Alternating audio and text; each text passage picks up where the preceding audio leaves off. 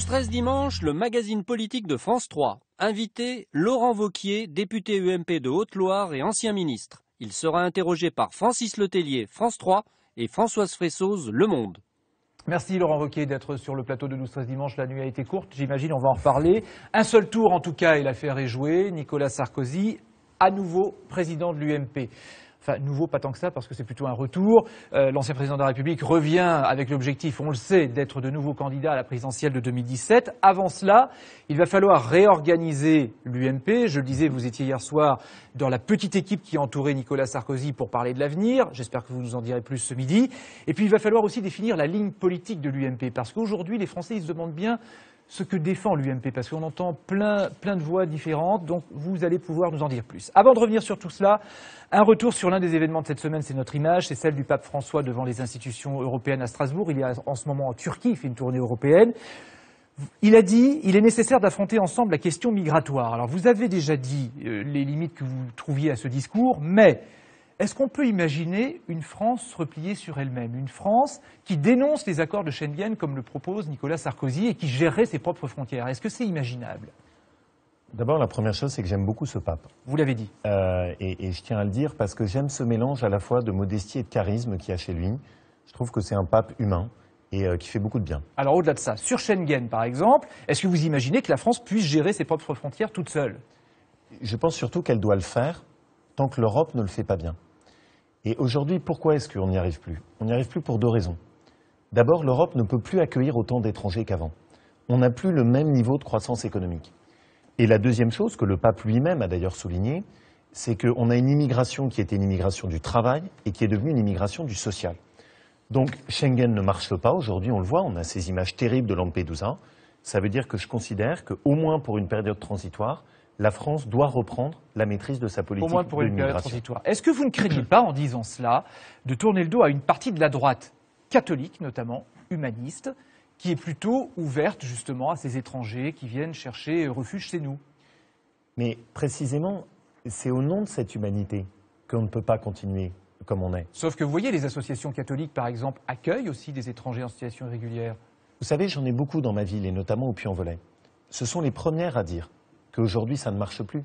Ce sont les premières à dire que ce système dans lequel on fait miroiter de faux espoirs, dans lequel on a des vendeurs de sommeil qui aboutissent à faire les passeurs entre la Méditerranée... Oui, mais en attendant, il y a l'urgence, il faut les accueillir, sinon ils sont à la rue. Oui, mais surtout, ce à quoi aboutit cette urgence, c'est beaucoup de tristesse, beaucoup de désespoir et beaucoup de souffrance humaine. Je pense qu'aujourd'hui, faire preuve d'humanité, c'est un discours qui est clair et qui consiste à dire, oui, l'Europe a un devoir d'intégration, mais on ne peut pas accueillir tout le monde. Ça n'est plus possible. Ça ne marche pas. Et c'est, au fond, ces ambiguïtés qui aboutissent aujourd'hui à ces situations très douloureuses qu'on vit. On va parler maintenant de Nicolas Sarkozy qui prend donc la tête de l'UMP. C'est l'actualité politique de ce dimanche. Et maintenant, on peut dire que tout reste à faire. D'abord, ça arrive après 2 ans de crise à l'UMP. Hein. Est-ce que c'est 2 ans de perdu pour l'UMP? Oui. Oui, enfin, je pense qu'il faut être clair. C'est 2 ans où on a été désespérants, 2 ans pendant lesquels on n'a pas été au niveau. Et si 2 ans de perdu, donc? Oui, pour moi, c'est très clair, c'est 2 ans de perdu. Pourquoi votre question est importante? Ce qui se joue, ce n'est pas juste l'UMP. Ce qui se joue, au fond, c'est une vie politique qui a été désespérante pendant 2 ans, parce qu'il y avait d'un côté la gauche, les socialistes dans lesquels plus personne ne croit, de l'autre le FN, où les gens voient bien qu'ils n'apportent pas de solution. Et au milieu, le vide. Une opposition qui n'avait plus de voix. L'enjeu de l'élection d'hier, pour moi, c'est redonner une voix à l'opposition. Alors, on va en parler un peu plus dans un instant, mais juste une seconde. Vous reprochiez à l'époque, à la gauche, à François Hollande, de faire de l'anti-sarkozysme. Nicolas Sarkozy n'est-il pas en train de faire de l'anti-hollandisme? Non, et d'ailleurs, dans ses discours, il s'est souvent peu situé par rapport à ça. La seule chose qu'on peut constater, sur laquelle vous serez d'accord avec moi, c'est est-ce que le pays va mieux aujourd'hui qu'il y a 2 ans? Est-ce que quand les classes moyennes regardent leur feuille d'impôt, ils trouvent que ça va mieux? Est-ce que les familles qui ont leurs enfants qui sont à l'université ont l'impression d'être correctement aidées? Vous avez l'impression que Nicolas Sarkozy, ça représente le renouveau? J'ai l'impression que le sujet de notre pays n'est pas juste celui-là. Oui, mais là, en l'occurrence, Nicolas Sarkozy, c'est un retour, quoi. En quoi ça peut faire espérer les Français? Tout simplement parce que l'objectif, c'est de concilier 2 choses, et c'est ce qui est sorti de cette élection. Un mandat clair pour rassembler autour de lui. Remettre à la fois de l'autorité dans la famille politique, mais le faire aussi avec une nouvelle génération. Ah ben on va en parler avec Françoise Fressoz du Monde qui va nous rejoindre. Bonjour François, je ne voudrais pas aller trop loin parce que vous avez plein de questions à poser à Laurent Wauquiez. Bonjour Laurent Wauquiez. Bonjour. Nicolas Sarkozy, réélu président de l'UMP, mais avec 20 points de moins que la dernière fois en 2004. Comment est-ce que vous expliquez cette déperdition? D'abord, moi je regarde le résultat. Les Français qui nous écoutent, une élection à 65%, ça n'arrive pas tous les jours. Au début, c'était 80% la barre qui s'était fixée. Et c'était pas la même élection. On avait là-dessus, on a eu un vrai débat. Vous-même, vous avez beaucoup écrit que c'était une élection difficile. On a beaucoup dit, oulala, ce sera un mauvais score pour Nicolas Sarkozy. Bon, 2/3 de militants qui lui font confiance. C'est un socle de confiance fort. Une participation qui a été record. Mais vous n'expliquez pas exactement, vous ne répondez pas exactement à ce que je vous dis. Il y a eu une déperdition de 20 points. Oui, parce que c'est quoi? C'est une magie qui n'opère plus? Qu'est-ce qui se passe? C'est pas la même élection. La dernière fois, on avait Nicolas Dupont-Aignan, qui est quelqu'un que j'aime beaucoup, et Christine Boutin. Là, on avait Hervé Mariton, et on avait quelqu'un comme Bruno Le Maire, qui est un ancien ministre, qui avait un soutien plus ou moins implicite d'autres personnalités de notre famille politique. Donc il y a eu un vrai débat. Il y a eu un débat fort, important. Il y avait un vrai choix qui était sur la table. Et ce que j'apprécie de l'élection qui est sortie, c'est quoi? Au fond, une élection claire, avec un président qui est incontesté. Et incontestable? Incontesté et incontestable. Mais enfin, voilà, c'est-à-dire tout le monde a dit, par rapport à il y a 2 ans, vous prenez un point de comparaison, quel contraste? Par rapport à ce qu'on a vécu il y a 2 ans avec l'élection entre François Fillon et Jean-François Copé, quel contraste? Certes, mais c'est un ancien président de la République, donc on aurait pu imaginer un score plus important. Vous avez parlé de Bruno Le Maire, 30%. Françoise Fresso, si vous me permettez, 2/3 de militants qui votent et qui apportent leur soutien, je pense que c'est un score qui est un score très important, mais un score dans lequel aussi, et je suis tout à fait d'accord avec vous, les militants ont dit quoi?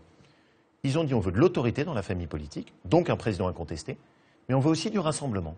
On veut qu'il y ait de la place pour la diversité. Et est-ce qu'ils ont dit aussi, on veut du renouvellement avec le score de Bruno Le Maire, 30%. Comment vous l'interprétez, ce score? Je pense que d'abord, Bruno a fait une campagne qui a commencé longtemps avant, qui avait commencé avant l'été. Il s'est beaucoup investi. Il a pu avoir le soutien de personnalités dans notre famille qui souhaitaient qu'il y ait une diversité d'opinions. Qui ne souhaitait pas Nicolas Sarkozy, c'est ça ce que vous voulez dire? Non, qui souhaitait juste qu'on puisse avoir un débat. Et c'est ça, on a eu un vrai débat dans notre famille politique. Maintenant, et là je suis d'accord avec vous, ce qu'il faut, c'est une volonté de rassemblement. Oui. Alors, c'est un mandat. Avant de me dire rassemblement, est-ce que Bruno Le Maire incarne, par sa jeunesse, le renouveau? Est-ce qu'il est le meilleur de votre génération aujourd'hui?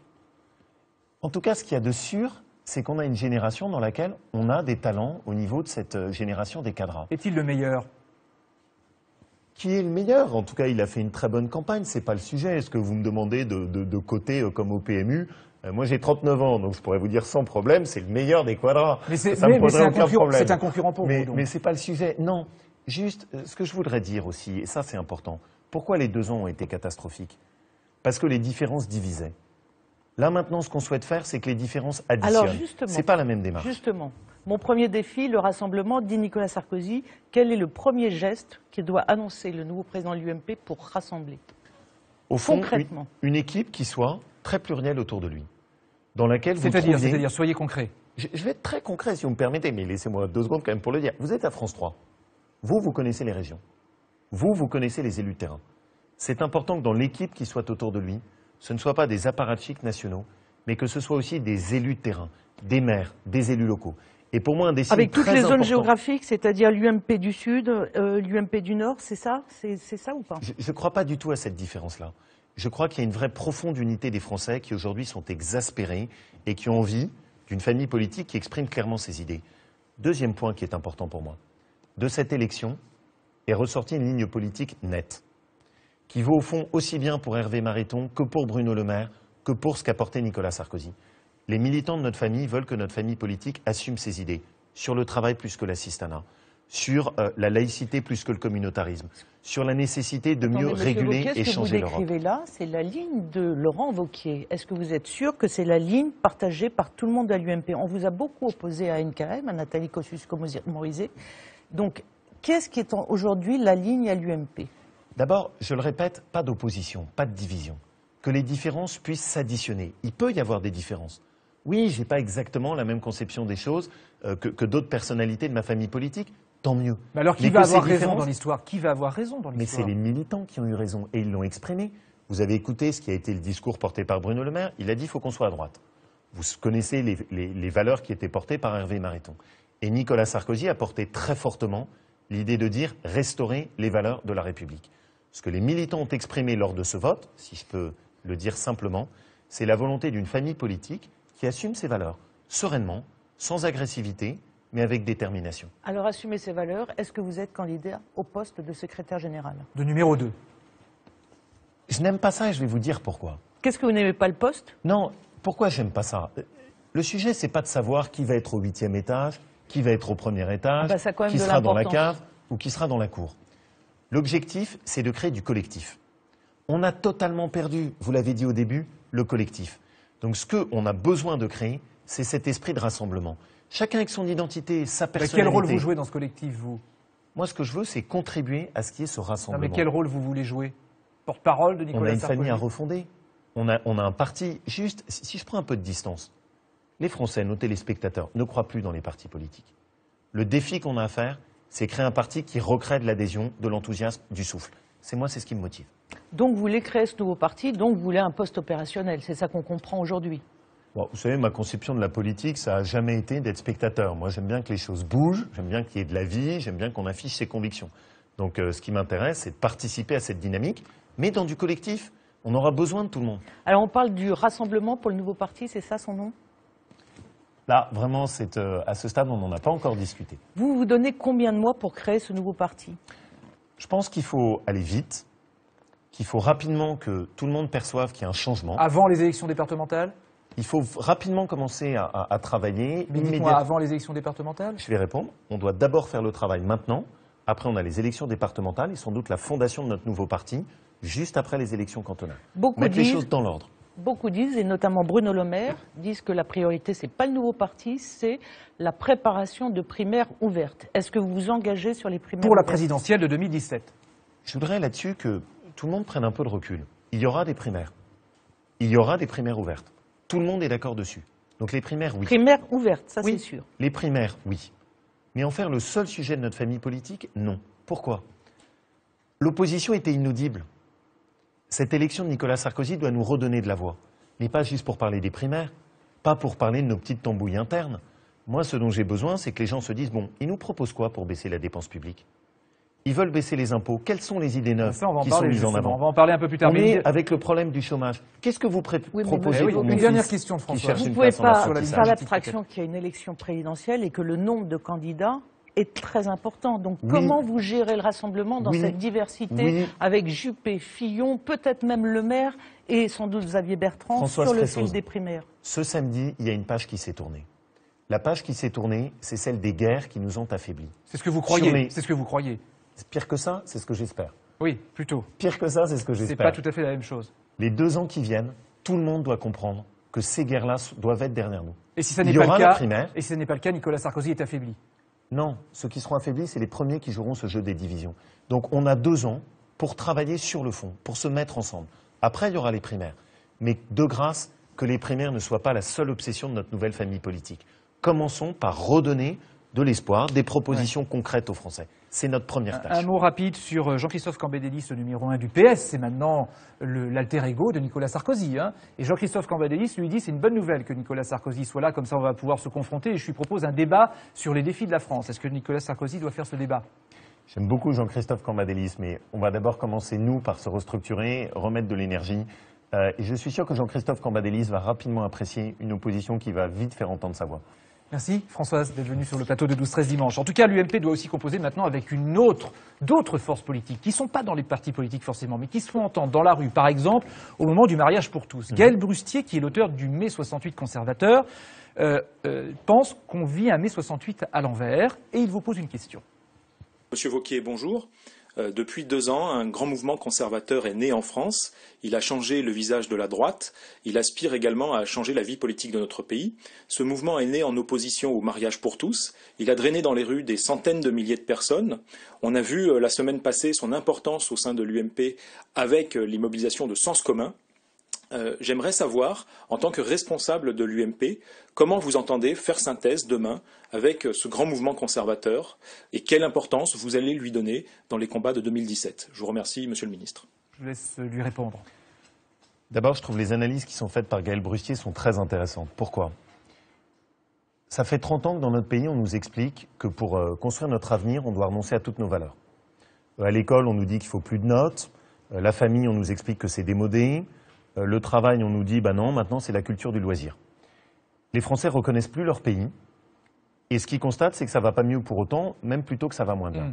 Mais alors, qu'est-ce que vous allez faire de ces gens qui manifestent en dehors, je dirais, des partis politiques et qui vous taclent là? Qu'est-ce qu'ils nous ont dit? Ils nous ont dit, nous, on n'a pas envie de renoncer à ce qu'était la France pour construire notre avenir. Alors, ça veut dire quoi? Il faut les écouter, il faut les intégrer à l'UMP, vous en faites quoi? Bien sûr. Bien sûr quoi? Bien sûr quoi? Bien sûr qu'il faut qu'ils aient toute leur place à l'intérieur de notre nouvelle famille politique. Et surtout, ce que je veux, c'est qu'on entende ce qu'ils disent. Ce qu'ils disent, c'est qu'on n'a pas envie d'une France qui renonce à ce qu'elle était. On n'a pas envie d'une France qui renonce à ses valeurs. Par exemple, la porte-parole de Sens commun ou de Manif pour tous doivent être dans l'UMP, par exemple. Sens commun, ce sont des gens qui sont à l'intérieur de notre famille politique. Quelqu'un comme Madeleine Bazin, qui est une professeure, qui appartient à la jeune génération, qui est dans les trentenaires de notre famille politique. Voilà quelqu'un que je trouve intéressant. Sébastien Pilard, c'est un jeune chef d'entreprise. Donc ces gens-là doivent être, par exemple, dans la nouvelle direction de l'UMP. C'est des gens surtout qui renouvellent. Ils ne sont pas venus pour des postes. Ils ne sont pas venus pour demander à grappiller tel ou tel point dans une carrière politique. Ils sont venus pour défendre des idées. Et j'aime ce qu'ils disent, parce que ce qu'ils nous disent, c'est qu'au fond, la modernité, si c'est pour avoir un pays qui souffre plus, c'est pas forcément notre avenir. À propos de modernité, de la loi Taubira qui a fait sa réapparition dans cette campagne pour la présidence de l'UMP, Nicolas Sarkozy a dit il faut deux sortes d'union, le mariage traditionnel et l'union pour les homosexuels. Ça vous va ça, ou est-ce que vous dites qu'il ne faut même pas d'union pour les homosexuels? Moi, surtout, ce que je ne veux pas, c'est qu'on défasse tout ce qui est la filiation. Mon obsession... D'accord, mais est-ce que ça vous va ce que Nicolas Sarkozy a proposé? C'est pas exactement ma position. C'est quoi votre position? Je considère que c'est un point d'équilibre autour duquel on peut se retrouver. Et voilà un exemple concret. Plutôt que chacun campe sur ses différences, ce qu'essaie de proposer Nicolas Sarkozy, c'est une synthèse, un rassemblement. Mais vous, votre position, ce serait quoi plutôt? Moi, ma position, c'est que j'aime pas qu'on utilise le terme mariage n'importe comment. Donc je pense que le mariage a une signification qui est claire dans notre pays. Mais je suis prêt à accepter une position d'équilibre à une condition. Et donc à changer, donc? À une condition. C'est que ça n'aboutisse pas à la gestation pour autrui ou à la procréation. D'accord, mais de toute façon, ça, le gouvernement a fermé la porte, en tout cas sur la GPA. Non, non. Sur la GPA? Non, c'est faux de dire ça. Parce qu'on a des jugements qui sont en train de tomber les uns après les autres. Sûrement, mais la loi ne sera pas changée, a dit le gouvernement en tout cas. Oui, mais si c'est une pure hypocrisie, c'est-à-dire on vous dit la loi ne change pas, mais les juges font que ça en réalité Alors, ça change. Je voudrais qu'on parle d'une autre pression politique à votre droite, c'est le Front National. Marine Le Pen vient d'être élue à 100% présidente du Front National. Ça vous inquiète quand même cette montée en puissance du Front National? C'est une menace pour vous à l'UMP? Oui, en tout cas, c'est très clairement depuis 2 ans un FN qui a prospéré sur nos silences et nos lâchetés. C'est très clair.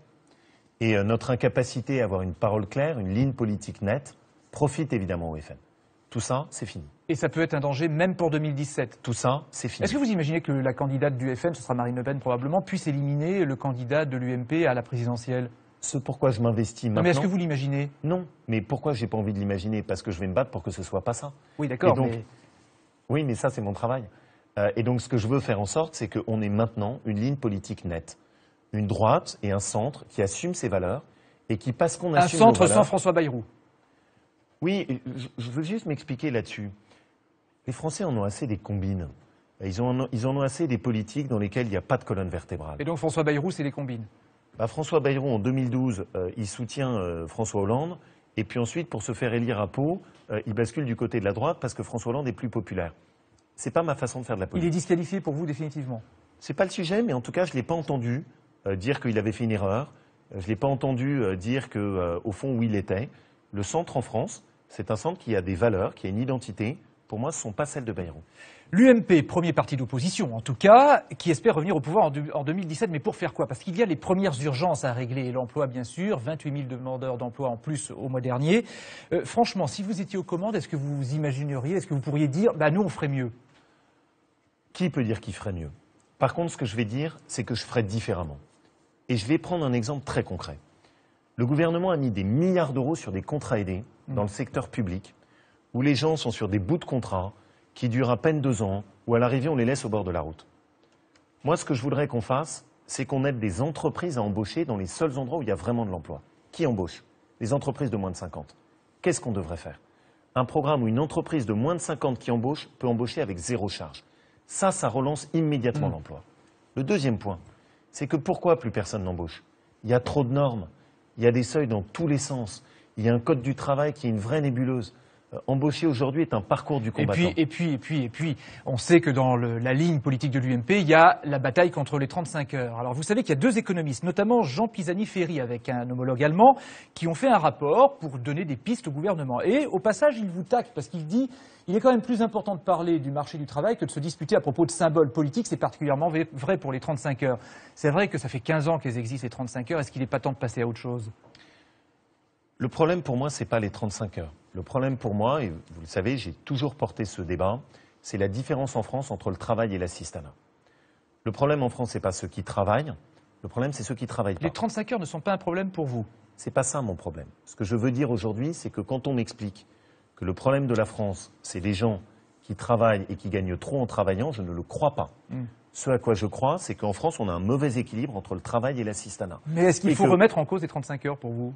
Remettre en cause les 35 heures, oui, mais avec pour moi une ligne simple, c'est faire en sorte qu'en sortant des 35 heures, il y ait deux gagnants et qu'on partage le gain en deux, un peu plus sur les salaires et un peu plus sur la compétitivité des entreprises. Là où je ne suis pas d'accord, c'est ceux qui nous disent on sort des 35 heures, on met tout le monde à 39 heures avec exactement le même salaire.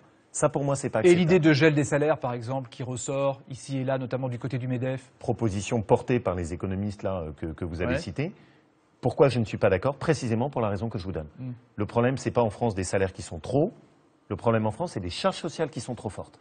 Et ces charges sociales sont trop fortes, pourquoi ?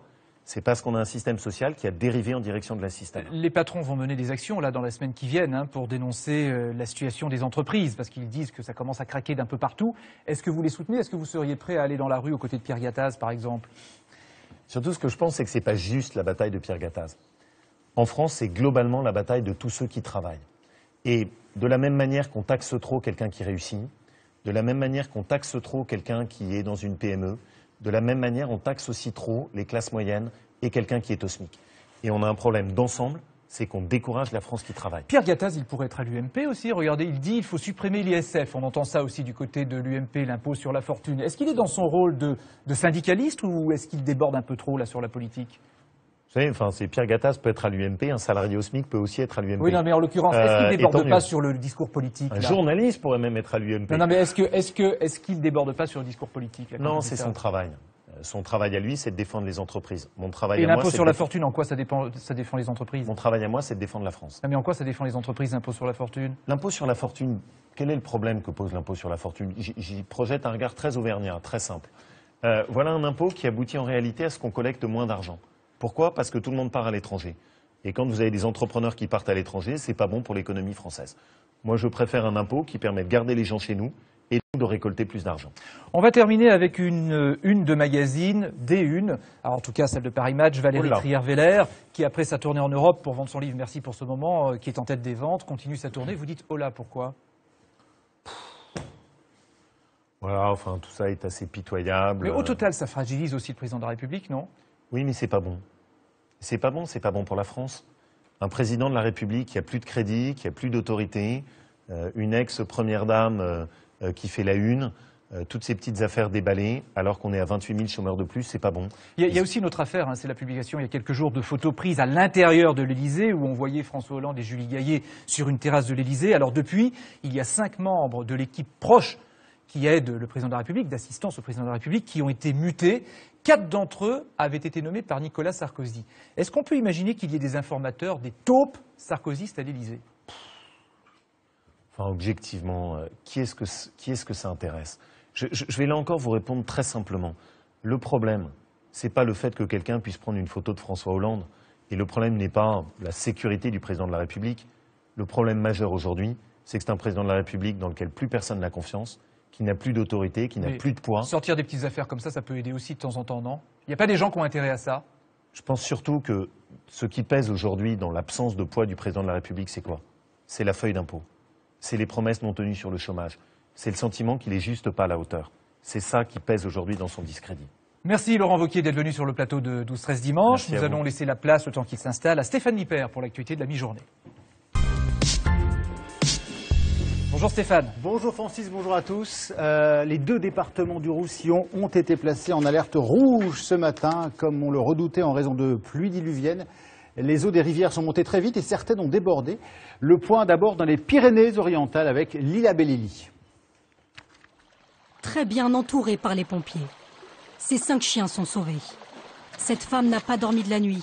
Elle laisse derrière elle une maison inondée. Enfin, une autre personne et d'autres chiens à récupérer. Ouais, voilà.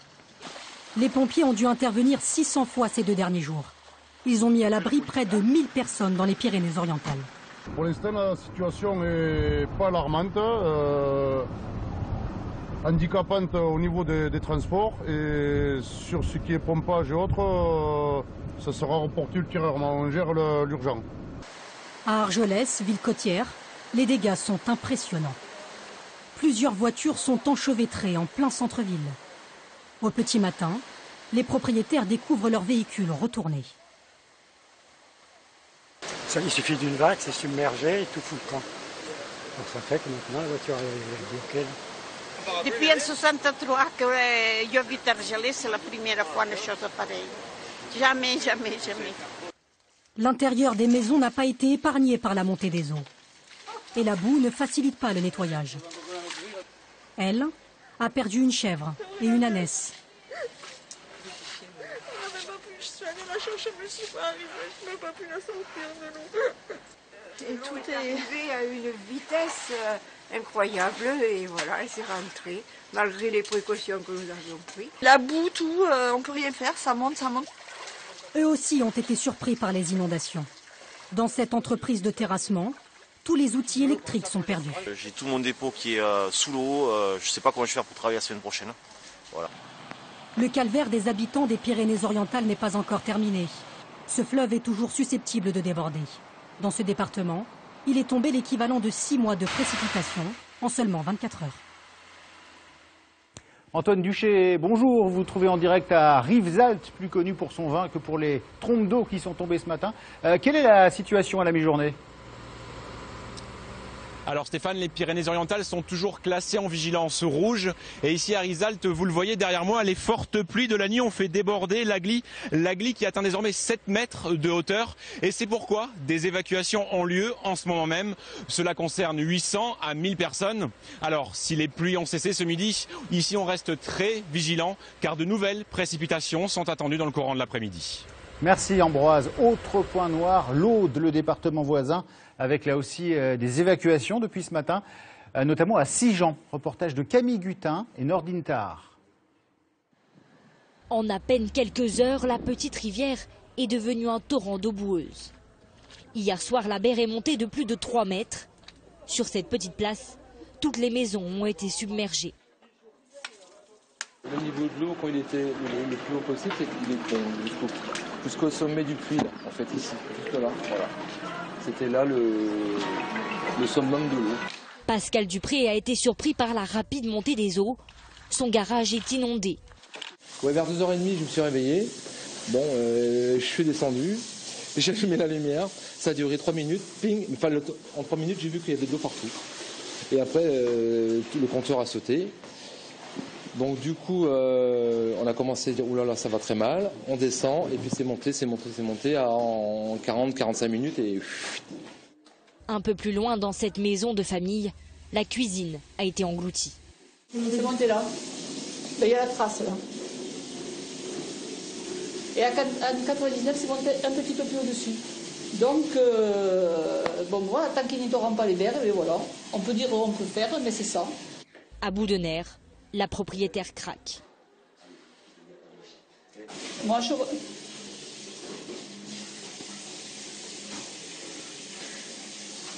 ressens de la haine, ça me fait mal. Et puis j'en peux plus, on n'en peut plus, quoi, voilà, parce que voilà, je ressens de la haine envers ceux qui m'empêchent de nettoyer les rivières et tout. Je ressens de la haine, voilà, c'est tout. Le département de l'Aude est toujours placé en vigilance rouge. Les habitants de Portel-des-Corbières craignent donc cet après-midi de nouvelles inondations. J'ajoute que dans le Var, où les intempéries ont fait 4 morts jeudi, les recherches se poursuivent pour retrouver les 2 disparus, dont une fillette de 8 ans. Le Var qui va bientôt être placé en état de catastrophe naturelle. Je l'apprends à l'instant, c'est la mort d'un soldat français des forces spéciales dans un accident d'hélicoptère au Burkina Faso. C'est une information du ministère de la Défense. Ce soldat était un adjudant âgé de 38 ans. C'est une victoire incontestable, mais certainement pas le triomphe attendu. 10 ans après sa première élection à la tête de l'UMP, Nicolas Sarkozy a été réélu à la présidence du parti. Mais avec moins de 2/3 des voix, il est loin de son score de 2004, car Bruno Le Maire a créé la surprise. Anne Bourse et Michel Anglade. Il est un peu plus de 21h30 lorsque Nicolas Sarkozy arrive avec son épouse à son QG de campagne. Un mur de photographes et de caméras, bousculade. Le nouveau président de l'UMP ne fera aucun commentaire devant les micros. À l'intérieur, il retrouve sa garde rapprochée arrivée avant lui. La victoire avec 64,5% des voix est nette, mais Nicolas Sarkozy ne réalise pas le raz-de-marée attendu. C'est fait, je l'ai fait.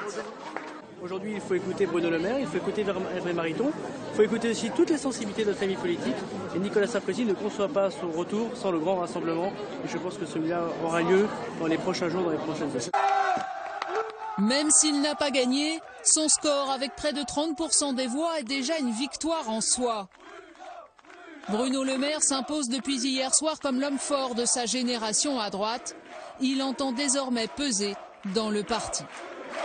Vous avez marqué massivement et clairement votre volonté de renouveau.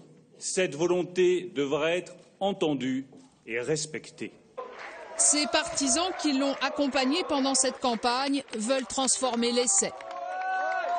Bruno Le Maire va peser sur la scène politique pour continuer à proposer ses idées. Et ça, c'est l'essentiel. Que les militants croient dans le renouveau et qu'on va peser dans ce parti, quoi qu'il arrive, quoi qu'il advienne dans le futur. Un vrai poids aujourd'hui. Depuis Bordeaux, Alain Juppé a immédiatement réagi appelant au rassemblement. Merci Nicolas Sarkozy pour sa victoire. Je lui adresse des félicitations très amicales. À lui maintenant de redonner à l'UMP l'élan qu'elle attend. Les grandes manœuvres commencent. Nicolas Sarkozy recevra dès demain au siège de l'UMP Hervé Mariton et Bruno Le Maire. La bataille pour les primaires en vue de l'élection présidentielle de 2017 est désormais lancée. Alors que pense-t-on à gauche du retour de Nicolas Sarkozy comme chef de l'opposition? Voici la réaction de Jean-Christophe Cambadélis, le premier secrétaire du Parti socialiste. Cette élection a une apparence. Nicolas Sarkozy mal élu. Mais une réalité. La division sur fond de radicalisation thatchérienne. Et c'est évidemment une mauvaise nouvelle pour la France, vu le programme de Nicolas Sarkozy. Mais c'est une bonne nouvelle pour la gauche, parce que le temps du tous contre le PS s'achève. C'est l'heure des choix, aujourd'hui. C'est valeur contre valeur, programme contre programme. Et pendant ce temps, à Lyon, Marine Le Pen a été élue pour un deuxième mandat à la tête du Front National, avec un score à la soviétique, 100% des suffrages, forcément, puisqu'elle était la seule candidate. Sachez aussi que les élections cantonales, qu'il faudra appeler désormais élections départementales, auront lieu les 22 et 29 mars prochains. La date a été confirmée. Un scrutin reculé d'1 an, puisqu'à l'origine, il devait avoir lieu en 2014. En football, la 15e journée de championnat, on n'arrête plus. Rennes, vainqueur hier soir de Monaco, 2-0. 7e match consécutif sans défaite pour les Bretons, qui sont désormais 4e au classement en attendant les rencontres de ce dimanche. Noël approche à grands pas, illustration au Brésil, à Rio, où le plus grand sapin flottant du monde, haut de 85 mètres, vient d'être installé dans la baie pour la plus grande joie des Cariocas. Il s'illuminera tous les soirs jusqu'au 6 janvier, date de l'Épiphanie. Et on en vient tout de suite à la météo avec vous, Jean-Marc Souamy. La vigilance rouge qui se poursuit dans le Roussillon. Oui, tout à fait. On l'a vu dans les divers sujets. Malgré la calmie momentanée, plusieurs rivières ont battu des records de crue, de la grande crue de 1999, notamment la Berre, la Glie, mais également l'Aude qui est passée en vigilance rouge aussi, de la rivière l'Aude, qui est en crue et ça va se poursuivre. On attend entre 80 et 200 mm dans les prochaines heures. Donc il faut rester extrêmement prudent et vigilant. Regardez la carte prévue pour cet après-midi. On a encore pas mal de vent, jusqu'à 70 km par heure. Des vents qui cisaillent, comme on dit, et donc qui empêchent toujours l'eau de s'écouler. En revanche, sur le nord, c'est la grisaille qui va l'emporter. Les températures sont plutôt de saison, entre 4 et 18 degrés dans le sud. Demain, situation... C'est fini? Très vite, oui.